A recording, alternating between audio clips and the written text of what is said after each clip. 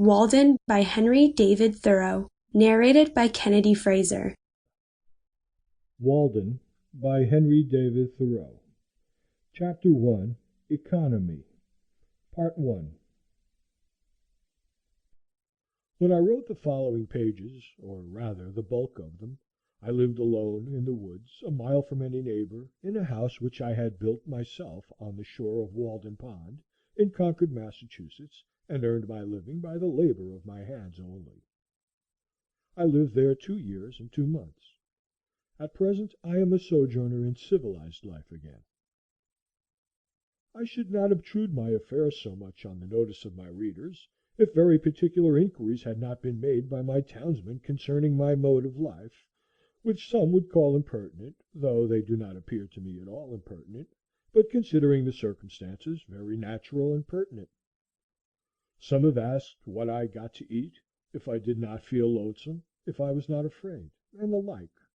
Others have been curious to learn what portion of my income I devoted to charitable purposes, and some who have large families, how many poor children I maintained.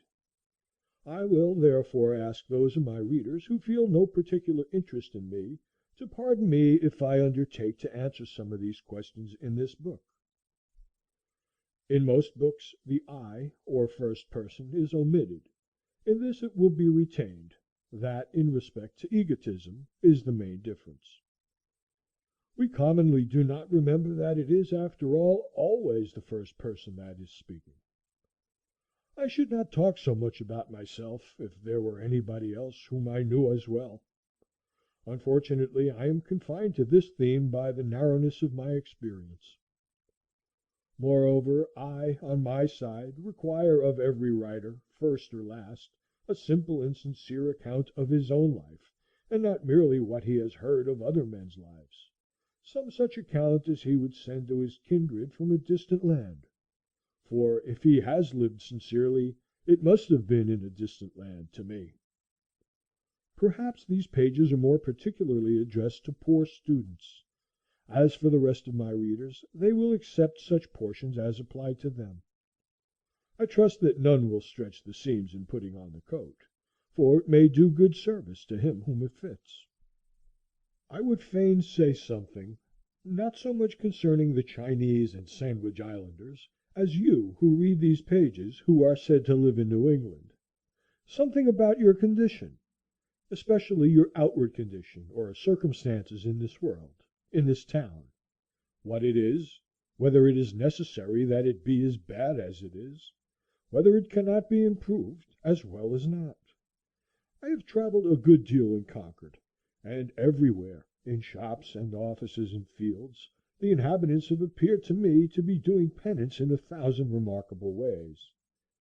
When I have heard of Brahmins sitting exposed to 4 fires and looking in the face of the sun, or hanging suspended with their heads downward over flames, or looking at the heavens over their shoulders until it becomes impossible for them to resume their natural position, while from the twist of the neck nothing but liquids can pass into the stomach, or dwelling, chained for life, at the foot of a tree, or measuring with their bodies like caterpillars the breadth of vast empires, or standing on one leg on the tops of pillars, even these forms of conscious penance are hardly more incredible and astonishing than the scenes which I daily witness.